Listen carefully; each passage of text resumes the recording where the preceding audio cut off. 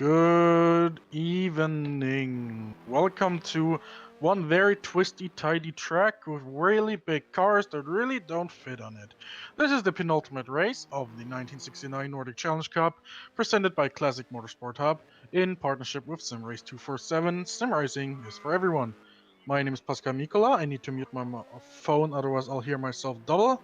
And I'm joined by Jack Morelli, the play-by-play commentator for today. Hello. So,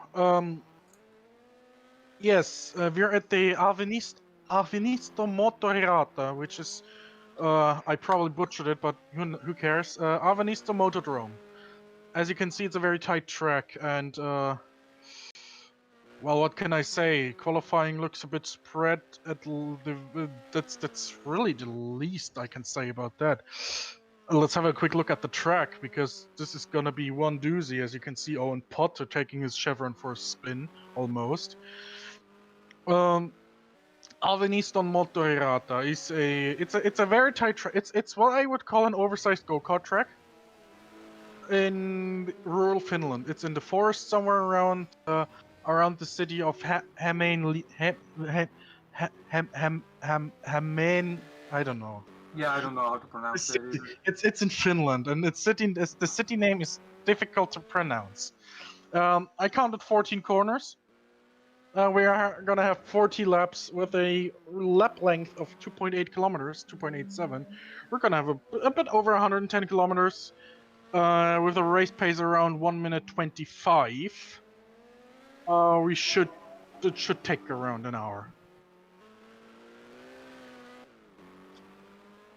Now, there are some drivers actually still missing, but it's not really surprising that some people just feel like they don't need to show up, but who knows. With that out of the way, Jack, you're looking at the stream, you're looking at the track for not the first time, because I showed you around earlier. Yep. What do you think is gonna happen? I am worried about the jump in, what is it, turn 2, turn 3? I am... Yeah, I think we're gonna see Owen Potter take that one in just a little bit. Yeah. I think we might be seeing some shenanigans happening on that jump, because honestly, if you're going too fast, you're just gonna end up in the grass and straight into the wall. That's a very dangerous spot coming And up there right it is. now. There it is. You could see him take air there. Yep. It's not an easy track to drive because it's very tiny. It's got a jump. I don't know why. It's just got a jump. And you are driving cars that are very, very fast and very, very light. That's not safe at all. No.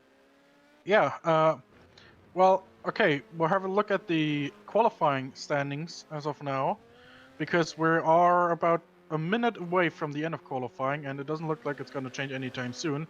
Frankly, given the gap between pole position and myself, I really don't think there's going to be any changes. So Lorenzo Turi is currently on pole position with a frankly unreal 121.7. As you can see, he just got past Filippo Marazzi. Second is myself with 122.76. Third is Wilma Johnson with a 124.182. Fourth is Juan Guerrero with a 124.333. Fifth is Ulaş Gungur from Turkey. One rookie. Welcome here at CMH. Ulaş Gungur with a 126.1. Also with the 126.1 is Pascal Mikula in the second Ford GT, as qualifying is just ending now. Seventh is Owen Potter in the only 2-liter sports car, in the Chevron, with the 126.4. He outqualified 2 3-liter prototypes, and those 2 3-liter prototypes being Filippo Marazzi and Pau Amesto. Wilma Johnson coming around the final corner right now to end his qualifying. It is not an improvement. So, going from the qualifying standings to the actual championship standings, and this is going to be really interesting, Jack. There's only two races to go. Let's have a quick look at this stuff. Oh, you can tell just immediately that there's like groups that are very, very close to one another. So depending on who wins this race, we might be getting a different result at the end of the championship.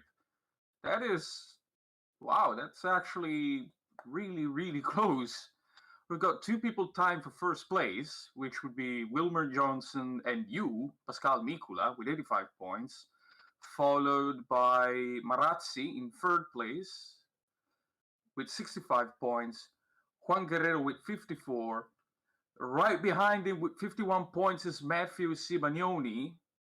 And then we have another group, which is Lucas Gomez with 44 points, Daniel Prisgoda in 7th place with 42 points, Pau Ernesto with 40 points, and then more people joining this little group around 40 points, which are Pascal Khalide and Owen Potter, respectively, with 38 points and 33 points. And they're very close together. The rest are also close together with Martin Rudik, 25 points, Gustavo Losburo, 21 points, Edri Baku, also 21 points, and that's another group. And then we have the last group, which is Juho Sopanen with 16 points, Edis Batars, 16 points, and Jacob Richard with 12 points. All right, that's the call of the championship standings, actually. They're very close together. Yeah. Again, this race could change the results of the final results of the entire championship. Well, the thing is, we have 2 races to go, and the top 2 are tied on points. Whoever finishes ahead this time is going to have a distinct advantage into the final race. Oh yeah, absolutely. And even then, you've still got the other little groups down further down into the scoreboard that are also very close together, which means they are going to be battling for each other's positions. Oh yeah, especially if you look at it, Marazzi, for example, is only 20 points behind. And I don't want to spoil it, I don't want to jinx it, if Johnson and myself finish down the order and Marazzi finishes well, he might be in the championship fight as well now. Filippo Marazzi, who has not won a single race, who his best finish was, I think, 3rd or 4th at some point this little season. You know what they say about consistency and how it pays off. I think we may have, you may understand what I'm getting onto here. Yeah, I am. He might actually snatch. He does have the possibility to snatch it. Yeah. Okay, warm-up's now underway. 4 minutes left, and then we'll have a 40 lap race with a formation lap. So, not a whole lot to talk about, really. I don't know. Let's have a quick look around a lap. That is the number 2 Porsche. I think that is Filippo Marazzi, in fact. There he goes, over the jump. This corner is really important, over this little bridge. Very tight left-hander. You can see Owen Potter ahead of him in the Chevrolet locking up. It's really important to get the good grip here. I mean, grip is really the most important thing you need on this track, period, because it's just so tight and narrow. You know, lap time we expect lap times around 125 for the race. And yeah. Yeah, it's not a particularly fast track.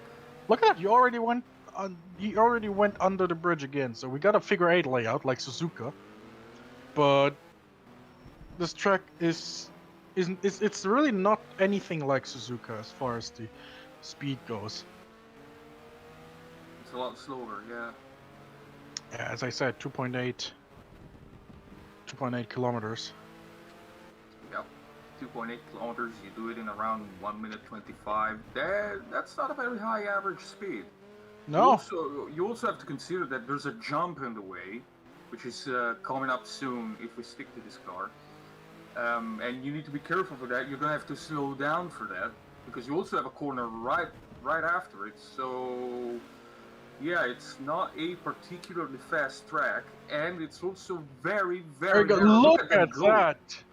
Wow. And did you see how much air Owen Potter took there? And the thing is also with this track being so tight, I'm quite surprised we only have one of the 2-liter sports cars entered into this race, because they may just outrun some of the prototypes or the bigger sports cars, because again, they are smaller, they have smaller engines, they have less power, but they're more nimble. Like think of this track like a little bit of, I would almost say a little bit like Monaco, where power outright doesn't matter.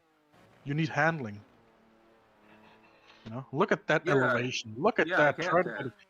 Also because it's not easy to overtake on this track simply because it's so narrow. So Yeah. you need a small car. You really only have pull a like maneuver one. like that. You really only have like 1 or 2 overtaking spots on this whole track. One of them is coming up right now, turn 1. Yeah, turn Right one and there. start finish straight. Yeah, There he goes. that's pretty much it. There aren't that many overtaking spots, honestly. Well, I can see turn 1. Okay. And then the corner, the second corner after the jump, the tight left hand, the almost hairpin. Mm-hmm. The one that Ulash Gungor is currently in. P6, he just went through, but let's just stay with Marazzi. So he's going to go over the jump right now. Yep. Take a lot of air. This corner, if you get through this corner well, you can set him an overtake into this braking zone, because this is a very tight corner. And if the car in front of you knows you're there, you may just get a move done. Yes, I can see that happening. It's just a very dangerous maneuver to pull off. Oh yeah, But you it kind of. doable. Yep. That's gonna make things interesting for this race, that's for sure. And then these tight hairpins, like, there's no way you're gonna do an overtake here unless you really want it. This might be another overtaking spot, depending on how you get out of the last hairpin.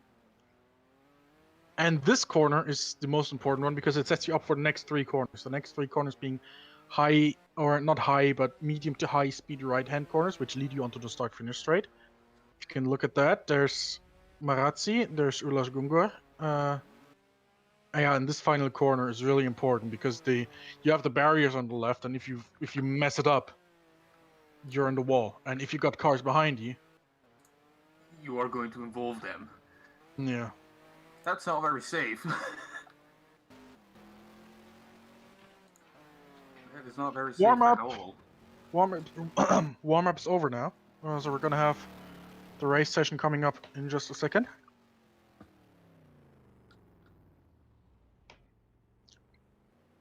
Okay.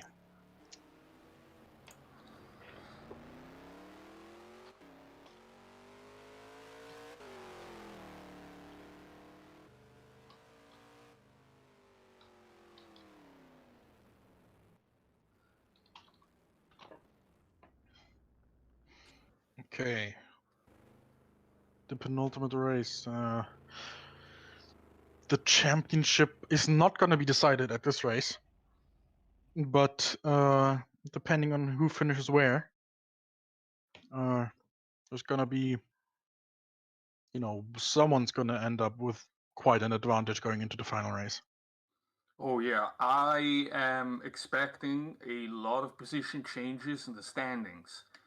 Simply because, as I've said, there are groups. It's literally divided in groups. You got the people up top with around 80 points. And you have third place, which is around 65 points, if I'm not mistaken, which could potentially overtake the top 2 if the guy does a good race. Then you have all the other people that are close to around 40 points, 44, 42, 38, and so on. Very close together. And depending on how they finish this race, they might overtake each other. So again, the standings could change completely after this race, and that could mean that we are going to see very, very different results from the final results of the championship. They are going to be very, very different from these. And the formation lap is underway. Let's have a look-see at the starting grid. And what's going through. Yeah, let's just. I need to concentrate a bit. I mean, Jack, you probably got enough to commentate with this track. With we only have 9 cars, but you know, It's a I small think track, so yeah, nine cars are going 9 to be cars, enough. 9 cars on this track is gonna be like 20 cars at Suzuka or something. Oh yeah. Let's go. Okay, so the starting grid positions are as follow: Torre in first place, Mikula right behind him in P2, Johnson in third place, Guerrero in fourth, Gungor in fifth, Khalide in sixth place. Then we have Potter in seventh, Marazzi right behind him in eighth place, and then Ahvenisto in ninth and last place. This is going to be the starting grid. Let's take a look at the formation laps as the cars go around one last time just to get familiar with the track. Then we're going to start it.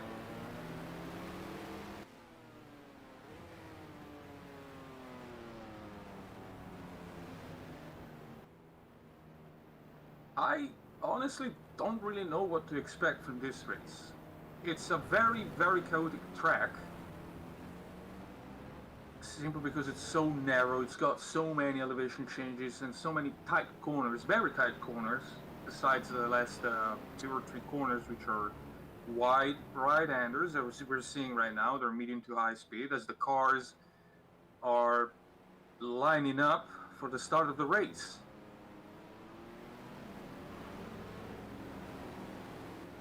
There it is, the start-finish line. And there they go, green flag. And we can see that Mikula is already going for Turri's position, as Turri goes a little bit wide on the first corner, giving Mikula the chance to close in on him, followed by Johnson, who also took the same opportunity to close the gap a little bit more. And we are coming up to the jump, and now that they're racing, God knows what's going to happen. Oh boy, Mikula and Turri are very close to each other after that jump. So far it seems that everyone is able to keep their cool, everyone is able to keep the car under control, and most importantly on the tarmac.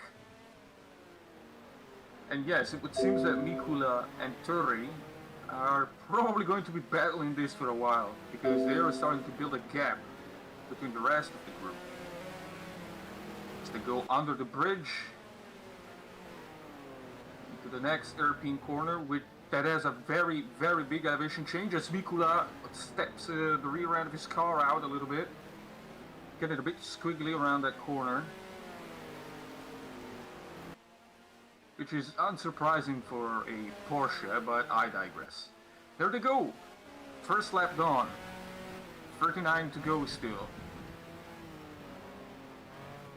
They approach the first corner. Again, Turri seems to be going a little bit wide, but Mikula is just not fast enough to catch up to him.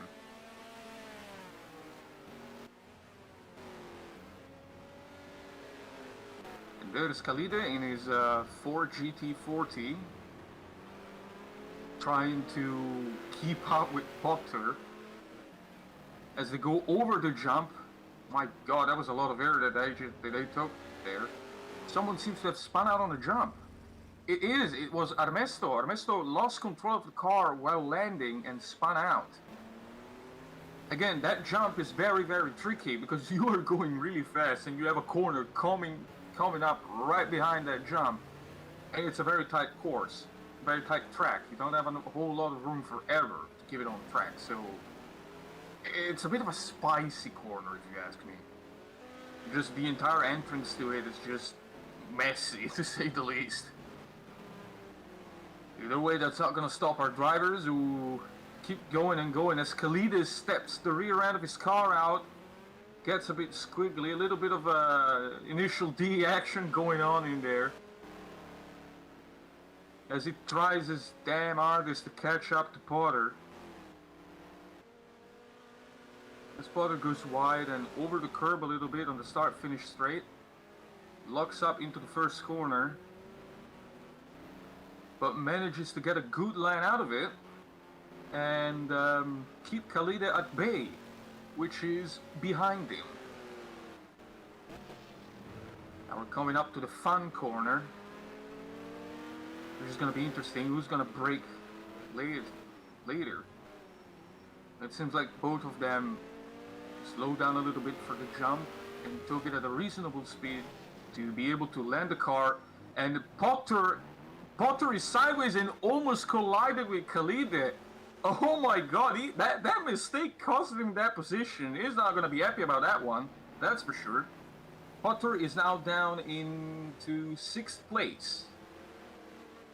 All because of a mistake he made entering that corner and going a little bit too sideways, losing too much grip, and eventually costing him the position.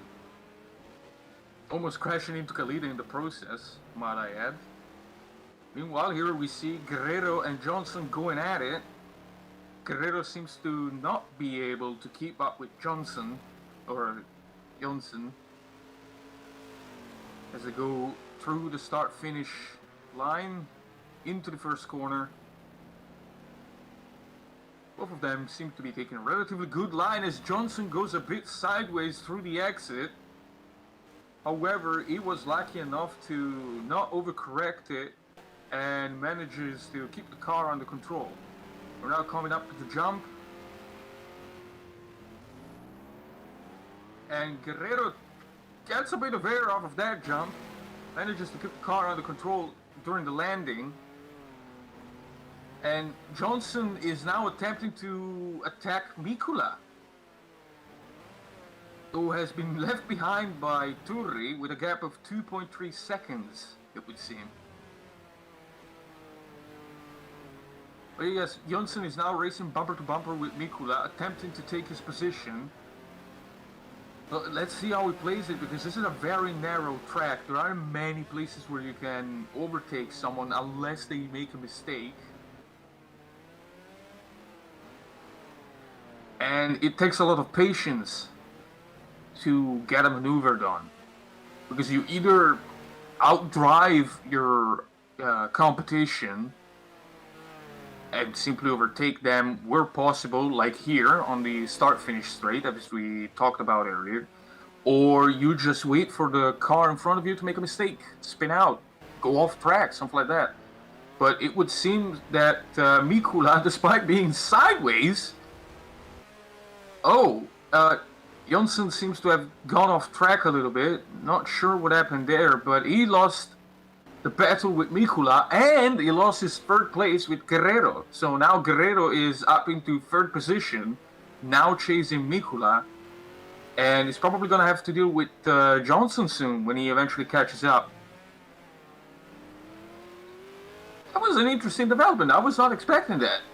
It seems like Johnson was the one who made the mistake, as Guerrero gets very, very squiggly on that corner. Oversteering, jumping into the curb, correcting it. I'm amazed at how he managed to keep the car under control. That was some impressive driving.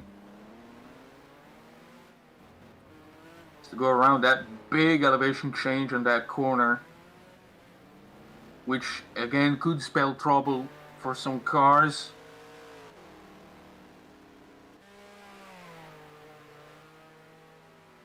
As they're coming up to the start-finish straight, Guerrero goes a bit off track, but manages to keep the car under control just fine into the first corner.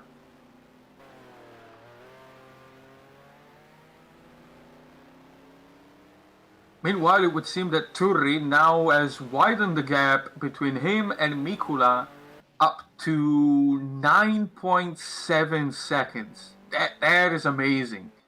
That is actually amazing. That is almost superhuman in a way.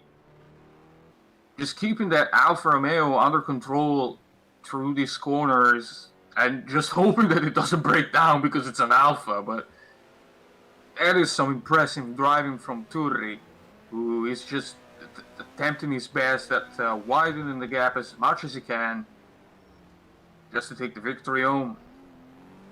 Goes around the big elevation change and into the last 3 medium to high speed corners.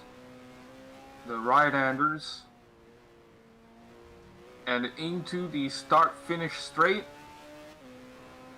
going at God knows how many miles per hour into the first corner, going a bit too wide, and back on the power to reach the jump. Meanwhile, it seems like Mikula has spun out, and he almost got rear-ended by Johnson by re-entering the track. They are now side by side, Johnson and Mikula. Mikula attempting to defend the position that he lost. But yes, he was able to shut the door in front of Johnson and take his position, which means Mikula is now down into third place. And he's now going to have to catch up to Guerrero, take back his second place. Which, by the way, Guerrero now has gained 2 positions due to driver errors. The first one was third place with Johnson, and now he is in second place because of a mistake Mikula made. So that's an interesting development. Which is not surprising considering the layout of the track and just how narrow it is. How narrow it is and just complicated to drive simply because of the elevation changes that we've seen right now. An elevation change could spell disaster for cars like this. Simply because once you reach the crest and you have a turn coming up, you're not going to be able to have as much grip as if you were, you know, on a flat piece of tarmac. Has now come up to the first corner. Seems like Mikula is a little bit sideways there, attempting to drive as fast as he can to catch up with Guerrero, who is actually doing a pretty good job at fending off his position and driving as fast as he can. And Mikula is sideways. Can he catch it? No! He's crashed into the barrier, but he managed to get the car going straight again. However, that means that he lost the position to Johnson, who was right behind him. Mikula is now down into P4. As Johnson takes his position, just snatches his away from him because of the driver error. Again, this is a very complicated track. If you mess up that landing, you are going to mess up the entry into that corner. Meaning you might lose a position, especially if you have someone right behind you. Now it's up to Johnson to defend his position and Mikula to catch up as Johnson goes sideways and Mikula onto the grass a little bit, just driving these cars really, really aggressively.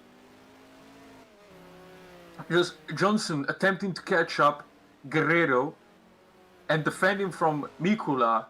Oh my god, Johnson has spun out on the start-finish straight, almost crashing into Mikula. Oh my god, that was extremely close as he goes off the track again, trying to pull a U-turn. Yep, that's what I was talking about. If you make a mistake on a track like that, good luck trying to overtake someone. Meanwhile, it seems like Khalid and Maratze are coming up into the first corner as well. Maratze is on the outside, and he lost the position to Khalid, who managed to keep the car under control, not lock up the brakes, and overtake him on the inside of that corner, which is a really good maneuver if you ask me. I am sure Maratze is not happy about that one. Coming up to the jump. Meanwhile, it seems like someone else has spun out. Yes, Guerrero has spun out.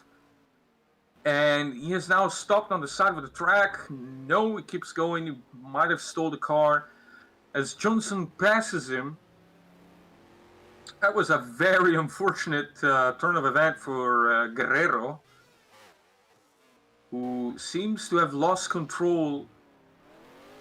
Yeah, he just lost the rear end, spun out, and quite possibly stole it, or maybe he was waiting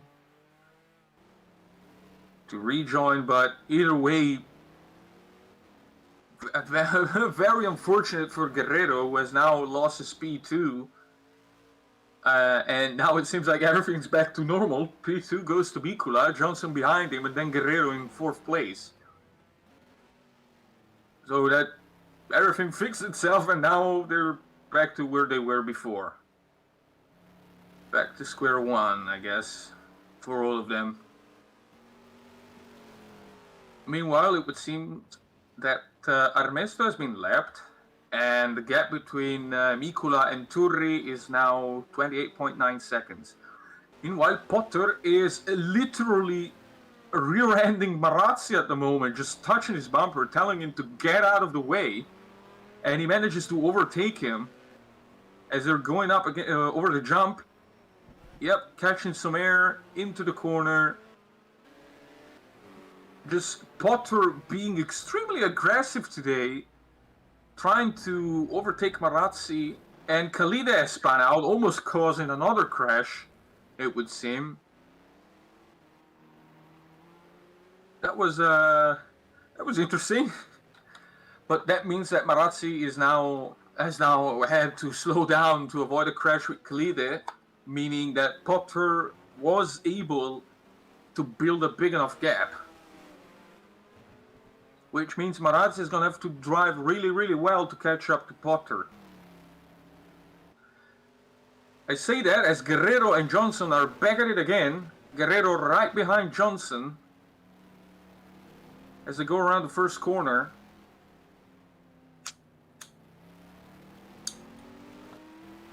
Onto the back straight. As Johnson seems to be able to keep a distance from Guerrero. They're now approaching the jump. Ooh, Guerrero got a bit squiggly there, but managed to keep the car under control as they are both coming up to Mikula now. Ooh, I don't know if he had to slow down or if he's having engine trouble, but it seems like Johnson and Guerrero are catching up indeed to Mikula.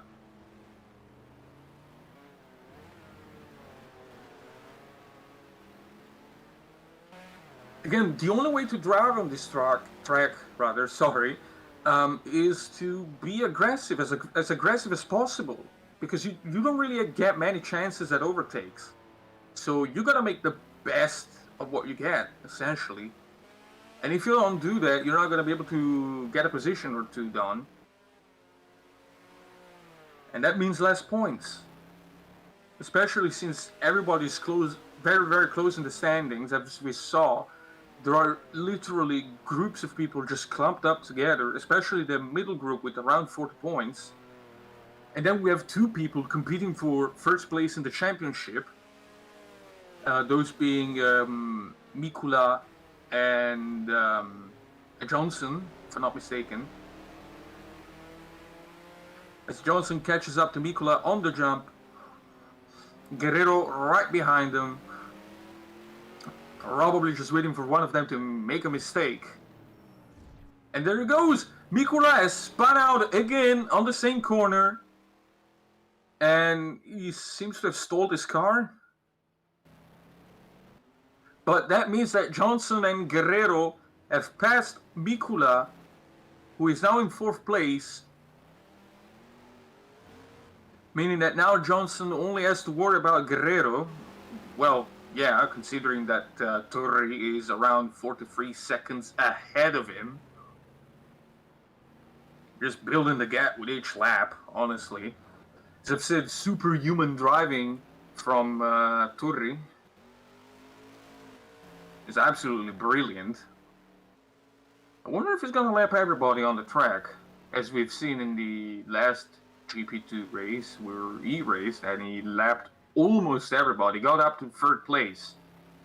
And he was about to lap 2nd place as well, meaning he would have lapped the entire field if he just had a couple more laps. Which would have been an amazing result. I have never seen anything quite like that. Let alone lapping the entire field. Meanwhile, we see Johnson and Guerrero coming up the jump as Ahvenisto spins out. Not that it matters anyway, because it was a lap down, so I guess might as well do that, to let the other cars pass you, but I mean, there's better ways of doing it. As Guerrero gets a tiny bit squiggly on that corner, trying his hardest to catch up to Johnson. After finally being able to get rid of Mikula, Johnson must be really happy now about taking second place.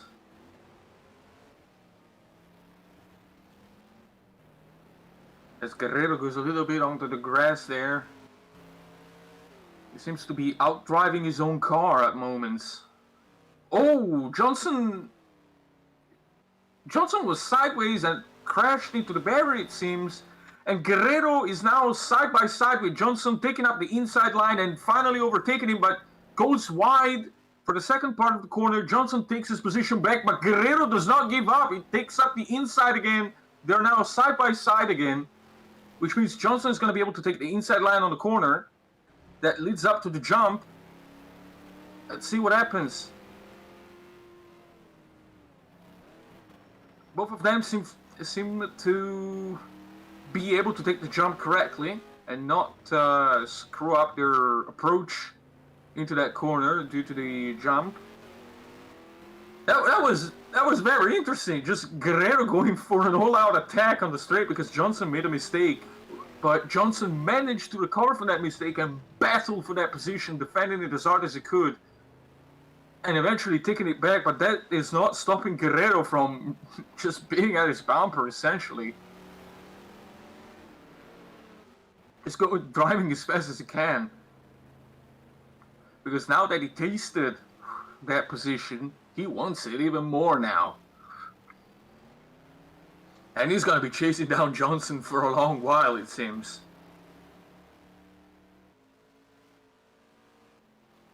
As they both reach the faster corners into the start-finish straight, as Ahvenisto goes on the straight very, very slow, pulling over to the side of the track.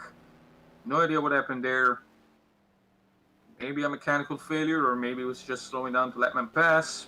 I personally do not know. What I know is that Guerrero is still not giving up to reach P2. However, Johnson seems to have the faster car here. Which, who knew that the more powerful car would have been better for a track like this that is very narrow and full of corners, very tight corners. But yes, it does seem like Johnson is perfectly capable of defending his position and building a gap between him and Guerrero, just trying to keep him at bay. And meanwhile, it seems like Ahvenisto did indeed retire from the race. Judging by the fact that it was going very slow on the start-finish straight, I would not be surprised if that was due to mechanical failure of the car itself, or maybe bumped a wall on the start-finish straight as Johnson has done earlier and messed up his suspension, but well, we're not going to know until we ask him. He's going to be able to give us some explanation as Guerrero comes up to the start-finish straight. Johnson building more of a gap, it seems. Guerrero just lacks the power to close the gap even just slightly between him and Johnson, which is now a full second.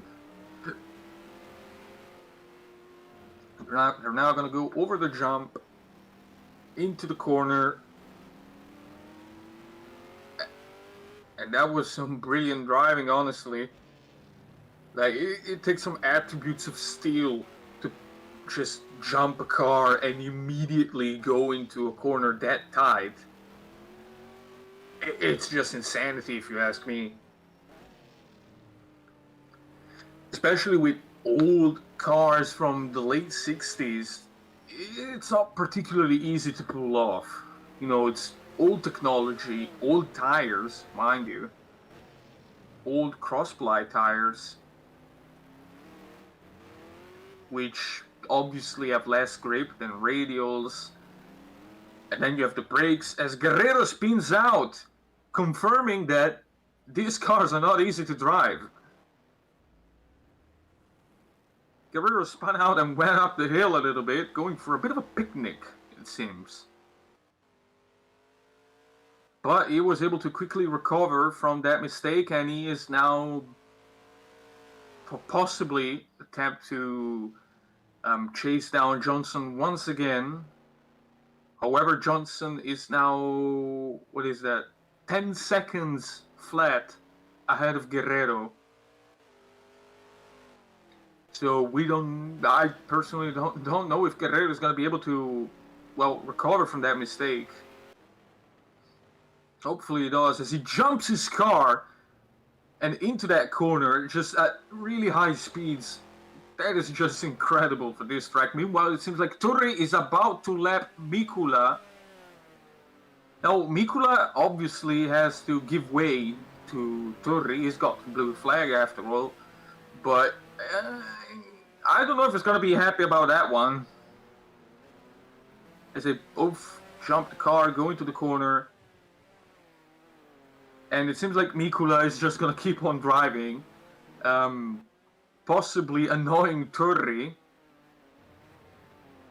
Oh my god, they are now side by side, and Mikula touches Turri's car and spins out. Meaning he lost the position to Potter. He spun out as Turri just flashes his eye beams and passes on through after, essentially doing a pit maneuver on Mikula. And Potter taking the opportunity to pass him. That was quite messy, not gonna lie. But I guess we're gonna have to wait and see if Mikula manages to snatch the position back from Potter. However, I'm more interested in seeing if Turri is gonna be able to lap the podium again. Because that would be something. That would be quite something indeed. Potter and Mikula now coming up to the jump. That's a guardrail, but okay. Mikula really jumping that car, driving as fast as he can to catch up to Potter, and it seems to be working. He seems to be closing the gap with Potter more and more as they drive around these corners. So I wouldn't be surprised if Mikula eventually goes for the attack.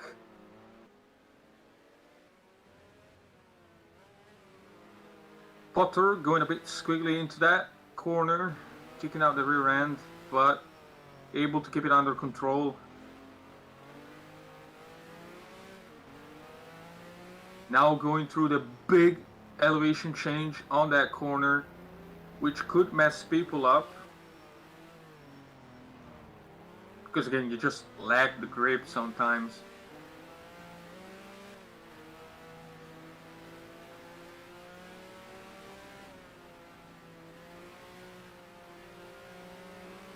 They're now coming on the start-finish straight. Pascal is attempting an overtake, however he takes the outside line and Potter is able to push him even further out. But that doesn't matter because Mikula is now bumper to bumper with Potter as he spins and almost accidentally enters the pit lane by doing that.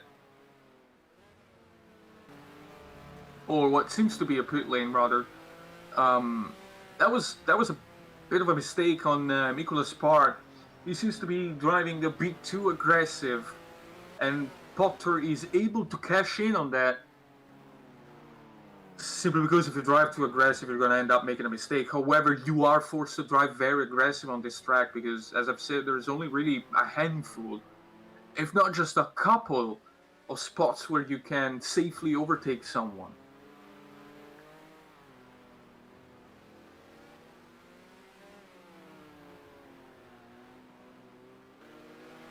Now going under the bridge and up the big hill. Mikula again not very happy and again almost spinning out, the tail end just kicking out on him so much because he's really trying to catch up with Potter as they go along the start-finish straight. They're now very close together. Mikula could attempt another attack here. As they go into the first corner, Mikula seems to be taking the inside line, pushing Potter out. and wider. They're still side by side, and Mikula manages to complete the maneuver and take Potter's position. He is now up into 4th place. They are now coming up to the jump. Let's see what happens. Both Mikula and Potter seem to have nailed down the approach to that corner and that jump.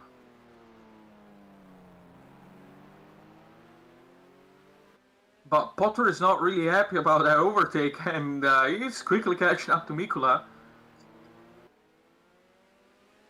Trying to keep the pressure on him into these very tight and complicated corners, actually. Just maybe by keeping the pressure on, he can force Mikula to make a mistake, as they are now bumper to bumper going under the bridge and up the big hill. Potter lifting one wheel off the track, and Mikula going very sideways and losing the position to Potter. That Porsche doesn't really have a whole lot of rear grip, it seems, as they come up the start-finish straight. Let's see if Mikula is going to attempt another attack, as he basically rear-ends Potter a little bit, going up the inside. Both of them just driving so aggressively that they're all over the place, but Potter is able to shut the door right in front of Mikula and keep his position as they are coming up the jump now. Let's see. Both of them take a lot of air. Mikula messes up the landing a little bit over the bridge and into the corner. Both of them going a bit sideways, it seems.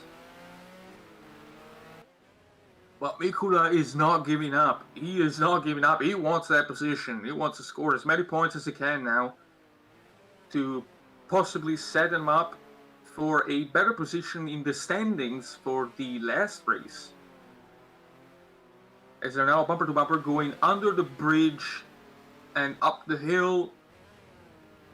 Let's see if anyone's going to lose grip on this big hill, and it's Mikula who steps the rear end of his car out a little bit more than he would like, but that doesn't matter because he's now back to being bumper to bumper with Potter, and it seems like he's going to attempt to overtake him before the start-finish straight, shutting the door right in front of him, just cutting him off, and taking the position away from Potter as they enter the first corner. Would Potter be able to take the inside line and possibly take that position back? No. It seems like Potter lacks the speed to do that, as Mikula essentially cements his position for at least another lap.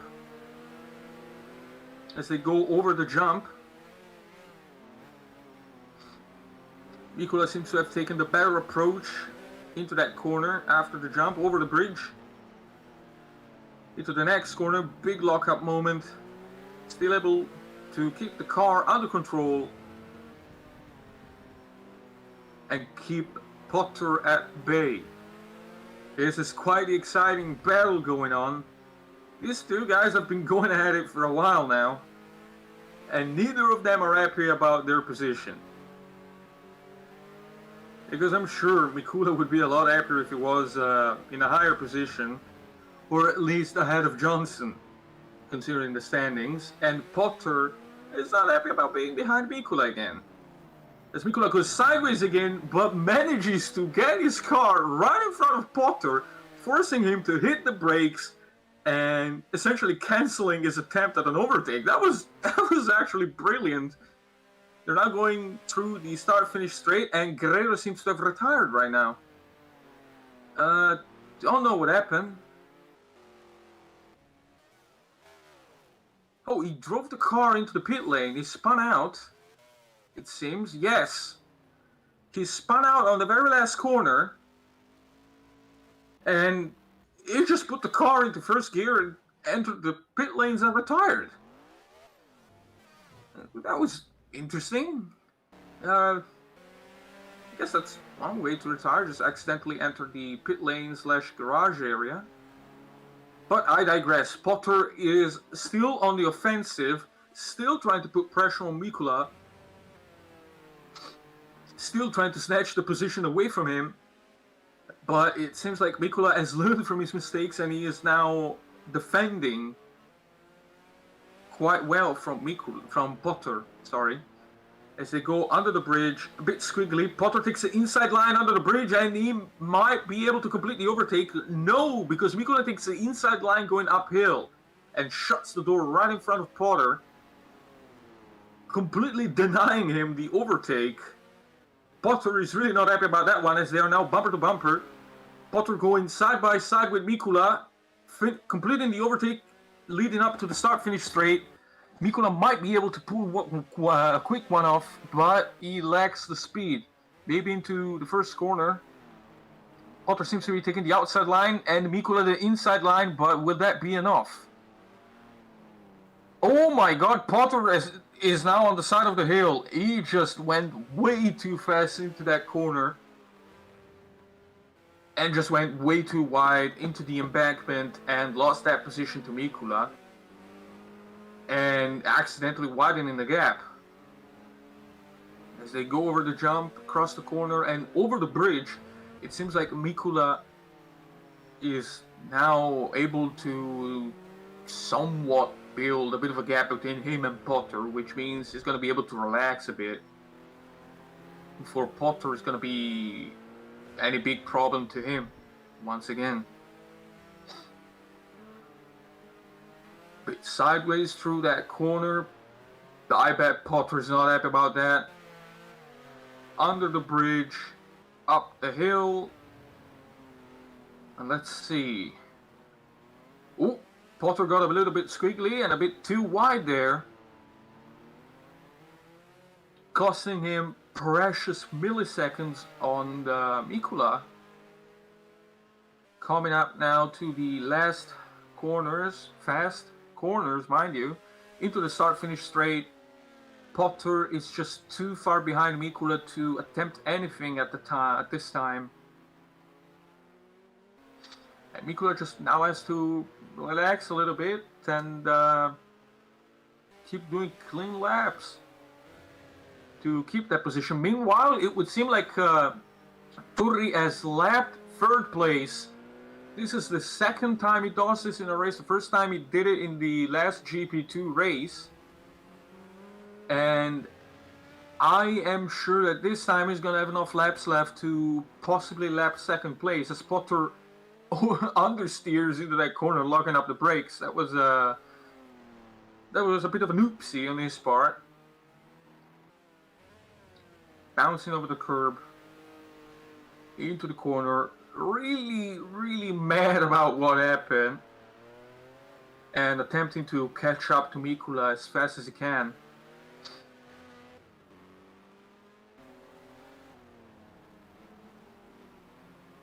Let's see, going uphill, still lifting that front left wheel a little bit, it seems. Going squiggly on that corner, and now coming up to the start-finish straight again. He is too far behind to really do anything about it, and Mikula is spun out. And Potter was able to take his position. That's that is just big trouble for Mikula. He lost that position by spinning out on the very last corner, leading up to the start-finish straight. And Potter was able to cash in on that. And he has snatched third place from Mikula, who's now going to get less points if he doesn't make up for that. As he goes over the jump into the grass, kind of losing control of the car, but at the same time keeping it under control a little bit better to go through that corner. And it seems like he's kinda closing the gap just a little bit. I'm not entirely sure, but that error cost him third place, which is, worth a lot of points. Especially now that Johnson is in second place. Those extra points might have been useful to Mikula for the last race. So, yeah, he's gonna beat himself over the head for that one, I'm sure of that. As he goes into the start-finish straight and into the first corner. Going a bit wide and spinning out. He spun out and bumped his car into the barrier, but he just keeps going. He doesn't care. He's just gonna keep going. He's just gonna keep working for that position, no matter what. Even if it means that he's gonna have to spin out, he's just gonna keep driving. That's what I like to call dedication. So he goes over the jump, into the corner, and over the bridge. I'm not sure if that crash might have damaged some parts of his car, but it does seem like he is a bit more squiggly now around the corners. He could be experiencing either tire damage or suspension damage, but he does seem to struggle a little bit to keep that car under control, at least around the corners. As he goes under the bridge and uphill. Again, a bit squiggly once he crests over that hill due to the speed, just the massive amounts of speed that he's carrying. Going up the start-finish straight. Let's see if he's going to be able to at least close the gap a little bit. Into the first corner, locking up the brakes big time.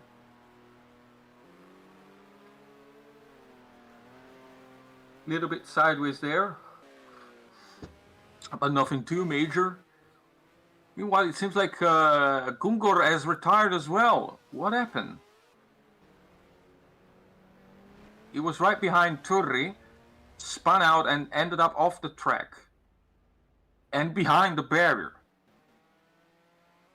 I'm not entirely sure if he retired because he suffered some suspension damage from that spun out, because that's a bad place to have a spin out or go off the track, because you've got like a bit of an embankment there, and if you hit it with a bit of speed, you might damage your suspension or even worse, your steering. Either way, he retired, and it seems like Mikula is indeed catching up to Potter at incredible speeds as they go up the hill, and he is now almost ready for an attack. As they're coming up to the very fast corners, leading up to the start-finish straight. There's the grid. Is Mikula going to attempt a maneuver here? Yes, he seems to be taking the outside line into that corner. Back into the inside, side by side with Potter. And forcing him to go wide and taking his position away from him. Mikula is now in third place, right behind Johnson, which could open up some more possibilities for the last race and the entire championship. As they now go down the hill, Potter seems to be struggling to keep up with Mikula. As Mikula just builds up the gap during the straight parts of the track. As they're now approaching the bridge again, they're gonna go under the bridge and up the hill. Mikula just driving as best as he can with that battered up car to keep Potter at bay.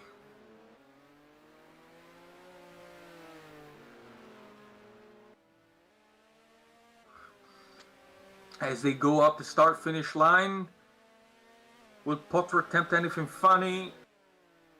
Into the first corner. Mikula seems to be going a little bit wide, but also carrying a lot of speed, keeping it clean, Potter is again unable to close the gap with Mikula. as they're both about to get on the jump. Mikula going a little bit sideways before the jump. Let's see. Both of them seem to have taken the jump correctly, going into the corner and over the bridge. Both of them are able to keep the car under control on that bumpy landing, should I say.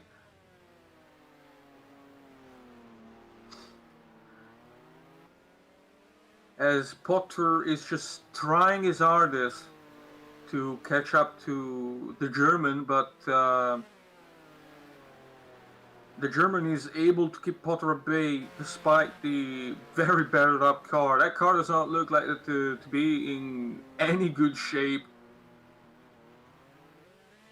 But as they now approach the fast corners, is Potter close enough to attempt an overtake? It doesn't seem like it. It actually seems like Mikula is able to gap Potter even more.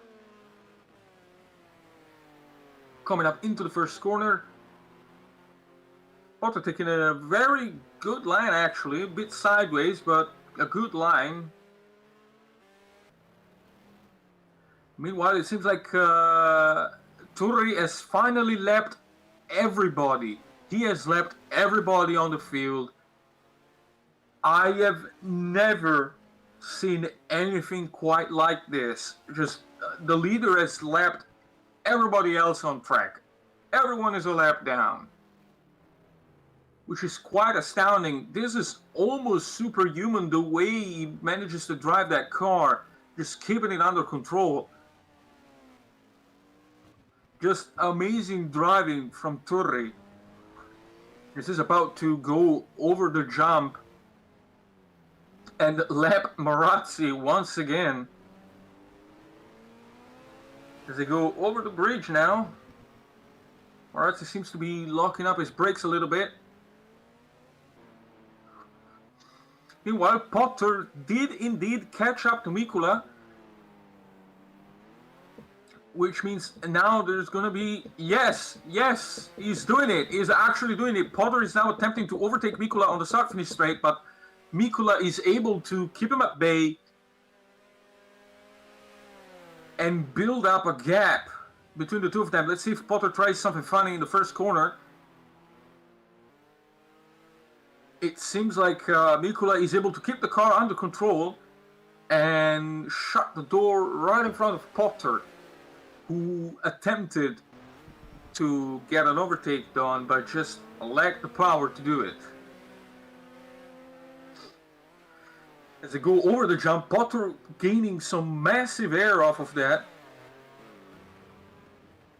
but still managing to land quite well and into the corner, going a bit sideways through the entrance. As Mikula goes off the track! Mikula has gone off the track! He's spinning out! I don't know what happened, he just suddenly veered to one side of the track and lost control of his car completely and spun out a couple of times. I don't know what happened, maybe a tire blowout? I'm not entirely sure, but Mikula completely lost control of his car, spun out, and Potter was finally able to overtake him. I think that car has had enough. I think Mikula's car has had enough now. This comes up to start finish straight. Let's see. He is barely keeping that car under control. I have no idea what's going on, but he is really struggling to keep the car under control. Look at how squiggly it is entering the corners. Just he presses the brakes and the car just does whatever it wants. So I don't know if he's had a tire blowout or maybe some brake issues. But either way, he is really struggling to keep that car under control. But that's not stopping him from catching up to Potter. That is insanity. The way he can drive a damaged car like that.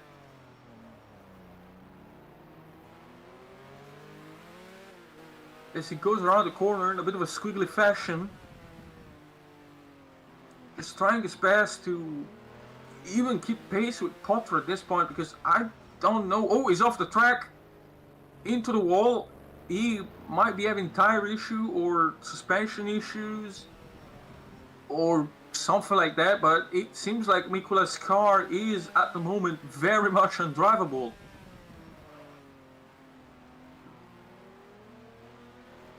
That is not stopping him from catching up with Potter. That is just insane.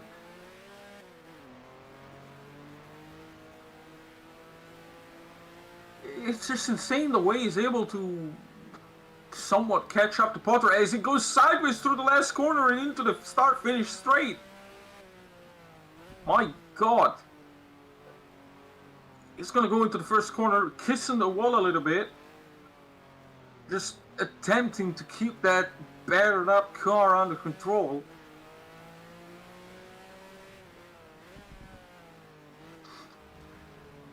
Into the grass a little bit, onto the grass rather a little bit as they come up the jump. Gaining massive air off of that jump and going again into the grass a little bit, just driving all over the road now.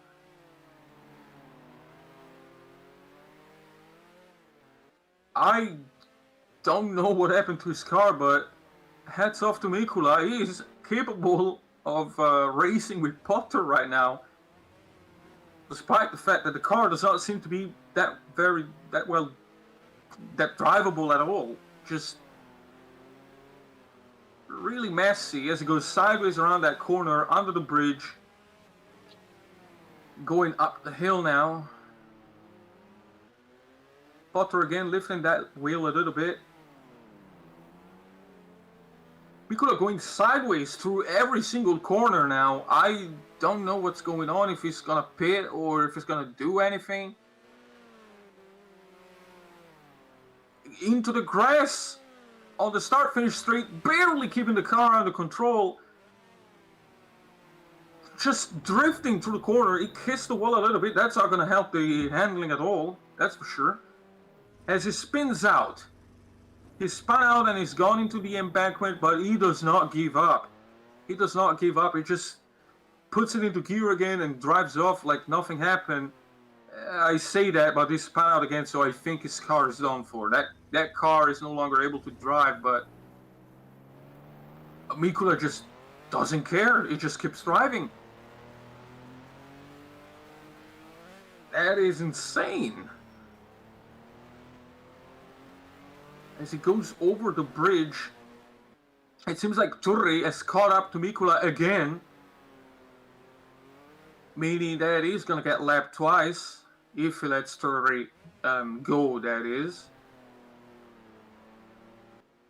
But it's a very narrow track. There are many places where he could safely let Turri pass.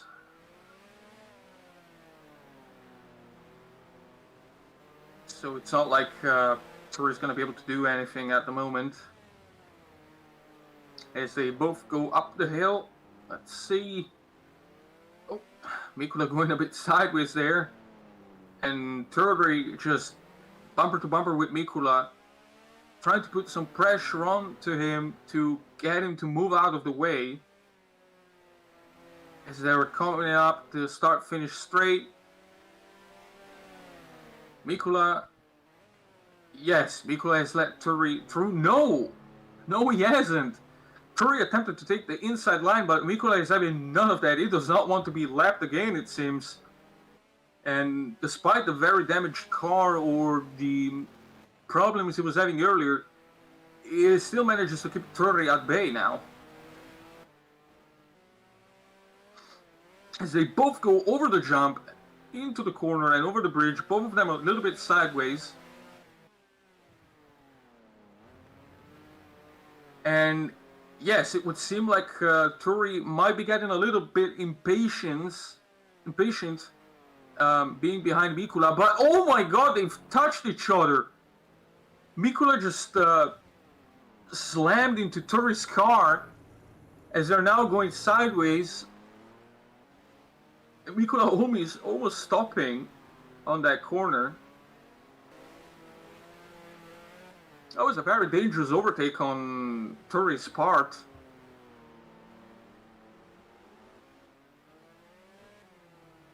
But there was nothing Mikula could have done to avoid getting lapped twice, as he goes wide around that corner, flashing at Turi, it seems.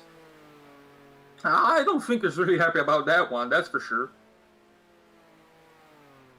As they're coming up to the start-finish straight.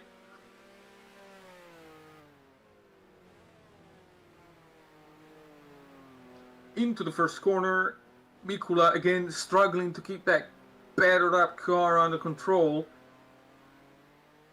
Because that car does not want to cooperate right now. But Mikula is fighting with his own car just to finish the race. And possibly catch up to Potter, although that seems to be out of the cards right now.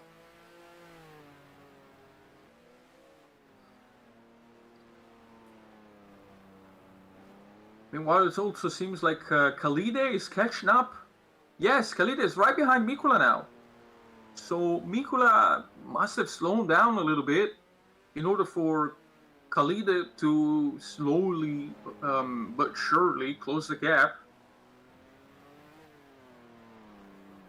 Which could potentially spell trouble for Mikula as he goes wide around that corner into the grass. Massive understeer going under the bridge and up the hill. Khalide cashing in on that and closing the gap even more.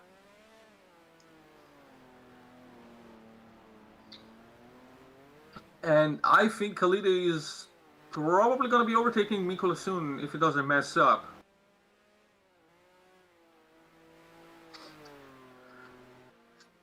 Here they are at the start-finish straight again. Mikula still carrying massive amounts of speed going into the first corner, taking a good line, attempting to take the apex. Seemingly capable of keeping the car under control a bit better than before. Maybe he's learned how to keep this damaged car tamed. Over the jump, into the corner, and over the bridge he goes. As he now descends for the next corner. Let's see if he's going to be able to take this very tight one. Yes. Yes, he seems to now understand how to keep that car under control. Despite the, I would assume, massive amounts of damage from all the battering that car has received throughout this race. And keeping Khalide at bay and far away from him.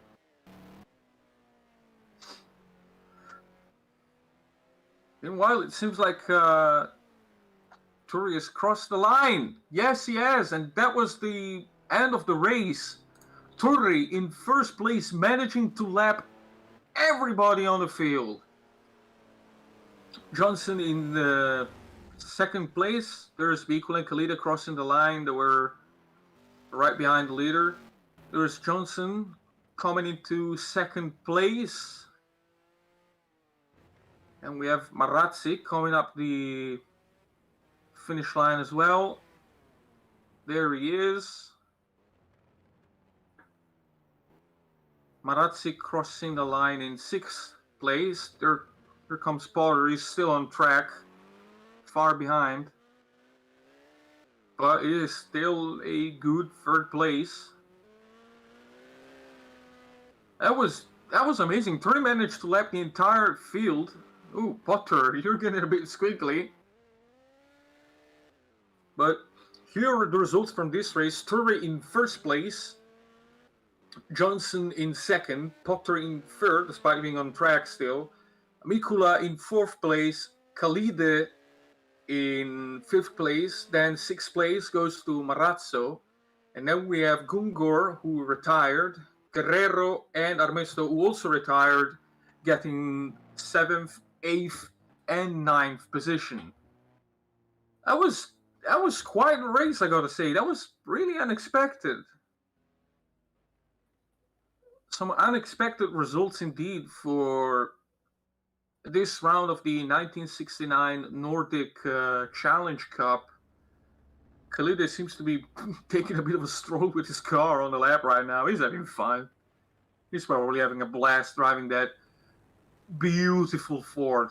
I might have a bit of a bias here because I have a soft spot for the GT40, but that is a beautiful car if you ask me. Just taking it for a bit of a drive after the race. But yes, that was it for the 1969, for this round of the 1969 Nordic Cup Challenge. And that was quite an interesting race. We've seen some pretty interesting stuff. And there's Mikula, hello. What can you tell us about your race? I've noticed that Absolute dog shit. Well, yes, I could see that. What happened to your car? It seemed like you were barely able to keep the car under control at some points. Well, for one, I must say, look, Turi, he's lapping everyone. He's going fast. He's going 5 seconds faster than everyone during the whole race, every single lap. And then he has the audacity to just dump me when he's lapping me. Come on. I mean, sorry, but I don't approve of that. It's simple as that. That was Other than that, congrats to him. I must say. I mean, you know, you said more than once superhuman, something like that. Whatever. I, in my opinion, it's borderline impossible, but whatever. In the what else? What else? What else? What else? This track with these cars, never again. I mean, no, I can understand that. I can actually understand that because, well, you know, it's a narrow track with some old undrivable cars that make a lot of power. So I don't blame you at all for not wanting to race on this track ever again. But that was quite a spectacle indeed, and the standings have changed quite a lot, I would say. Yes. Well, John Wilmot definitely has the championship lead now. Oh yeah. By I need to. I mean, we need to calculate that later. Yeah, we're gonna have to calculate that later. But yeah, so he's got the advantage going into the final race at Falkenberg. And well, we may have, you know, basically. Well, what I know is he doesn't even need to finish in front of me next time around to get the championship. I think he got second. I'm fourth. You are fourth. Yes, you are behind. So he needs to finish. So there needs to be at least one car between us, with me in front of him, in order to get at least a tie break. At least to get the tie. And then if that happens, we have to think of a tiebreaker. But because that stuff probably doesn't happen, I can already say he's got quite a big of advantage as far as this goes. Anyway, let's have a quick look. We have an interviewee.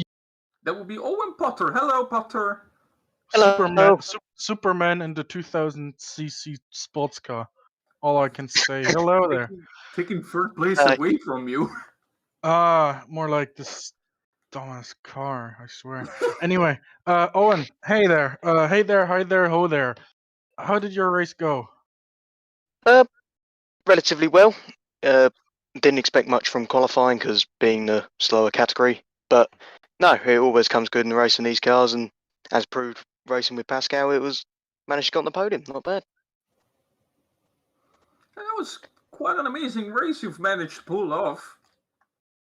Thank you. It was tough. It was 40 laps of flat out pushing, hoping I didn't stick it in the tyres, but we managed. We got there. It was good fun. Yeah. What's my summary of this race is never again. How's your stance on it?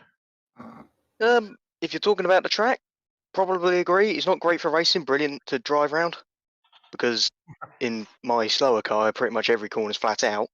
So you have to drag it. I don't know what it was like in the faster ones. It's hell.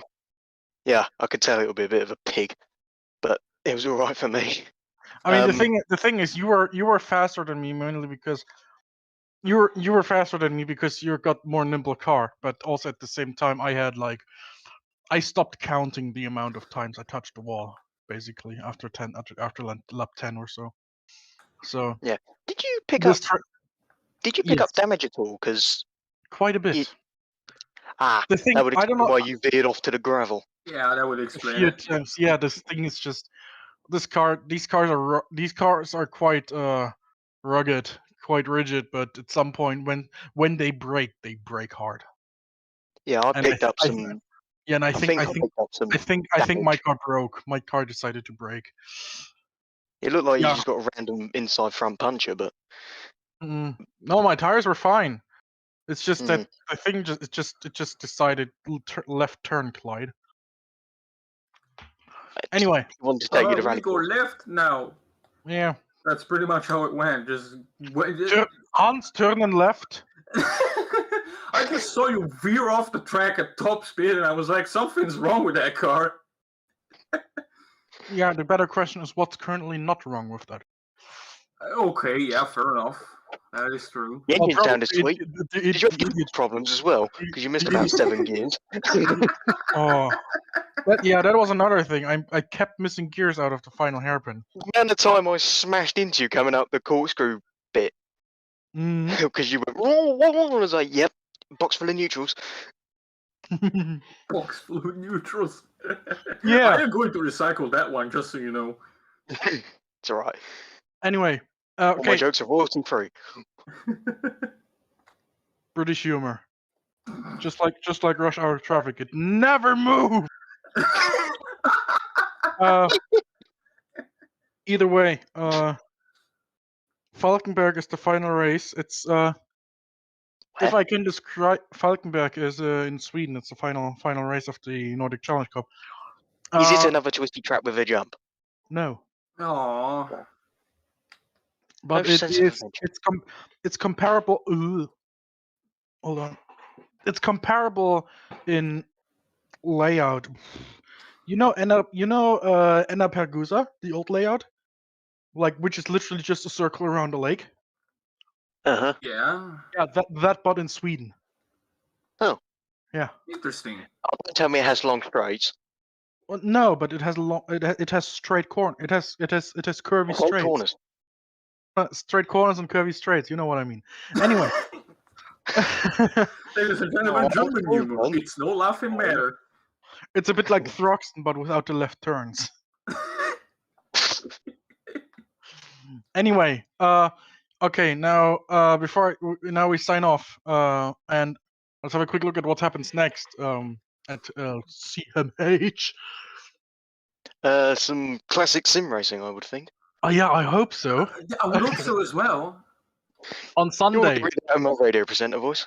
Now it's, you know what? Now I know what why we had, in the admin or in the commentary chat when Paimon posted to John. Now I know where that's coming from. I think that's just a sponsor board. Anyway, it just says John on the bottom right. John. Hello, John. Whoever you are. If there is a John watching, come join us at Salzburg for the 13th round of the F5000 series. Yes, at the Salzburg Ring in Austria. This Sunday, September 26th. Have you done any practice yet? Yes. Good. I haven't. So while the championship in Nordic Challenge Cup goes down between myself and Wilmer Jonsson, in the Formula 5000 series, it goes down between myself and Joe Gillett. So, yeah, that's not the only one that goes down between Joe and myself. Speaking of which, next up, we're going Formula 5000 racing again. Almost feels like No, Formula 5000. Almost feels like we're back at the beginning of the year, really, when we had Formula 5000 every darn week. No, for real now. On October 10th, we have the final race of this year's Formula 5000 Championship, the grand finale of F5000 at Brands Hatch. Here's a little twist. If you drove, what was it, the third or fourth race at Brands Hatch when we were on no, that's the first race. If you drove the Race of Champions, it's exactly the same track, exactly the same number of laps. The only difference is double points. It didn't work well in Formula 1 back then. I think it might work well this time around in Formula 5000, the double points thing. If you want to find out, come join us on October 10th for the Formula 5000 final race at Brands Hatch. And finally, the penultimate race of the Classic Motorsport Top Gold Star of 2021. It's time for some Bimmer racing. Let's go. How about that? The 17th of October, we go back to 1979 and BMW M1 Pro cars at Dijon in support of the 1979 French Grand Prix. On October 17th, I actually should have that line over 25 cars available. That's actually false. I forgot to crop it out. There's gonna be some also thousands watching now, Pascal. Yeah, no. The thing. Let me just have a quick look at the form because there's some special rules with that one. Simply because of the way. Simply because of the way. What was I gonna say? Simply because of the way the rules in 1979 for the Pro Car series were.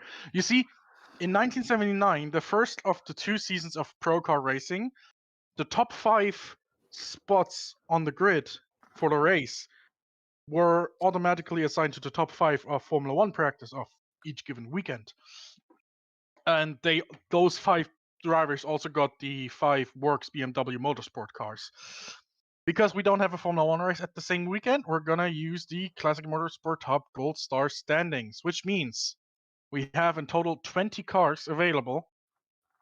Although for you mere mortals who are not in the top 5 of Classic Motorsport Top Gold Star standings, there's only 15 cars available. Why? Because the number 1 BMW is reserved for myself, because I'm currently leading Gold Star standings. The number 3 BMW is reserved for Joe Gillett, who is P2 in standings. The number 6 BMW, they're all BMW Motorsport, by the way, is reserved for Mr. Owen Potter, who is 3rd in the standings. Whoa. The number I'm 3rd? Yes, with 54 points, I think. Ooh. Let me have a look. Florio did well. Yeah, 66 points. So the leader of the standings currently is myself with 188 points. I don't think I can win that.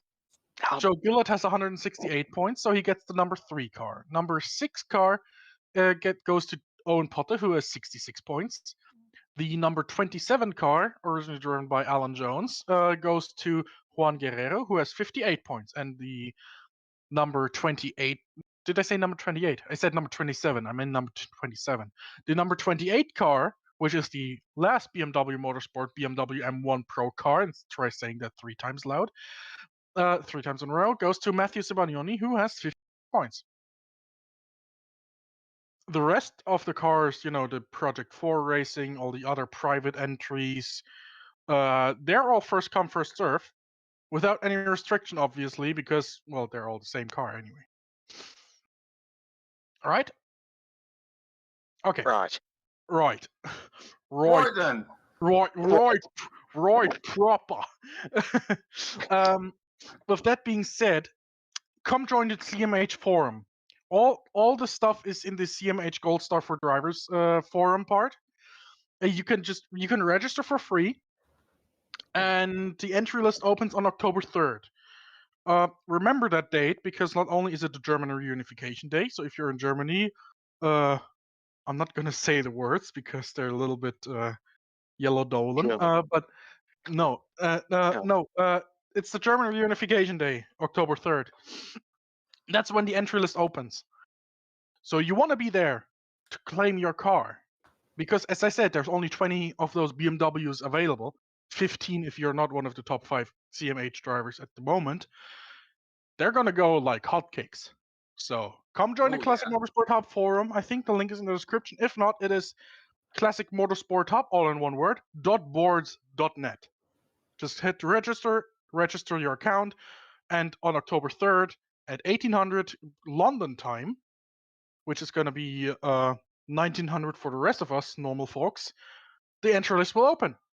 With that being said, I think that's it.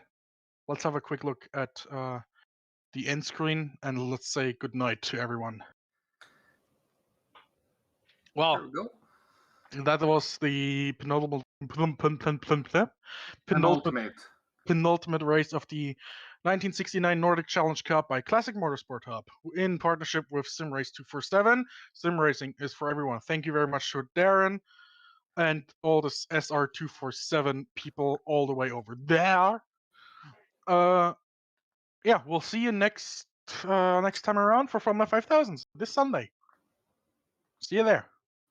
Bye. See you at the next race.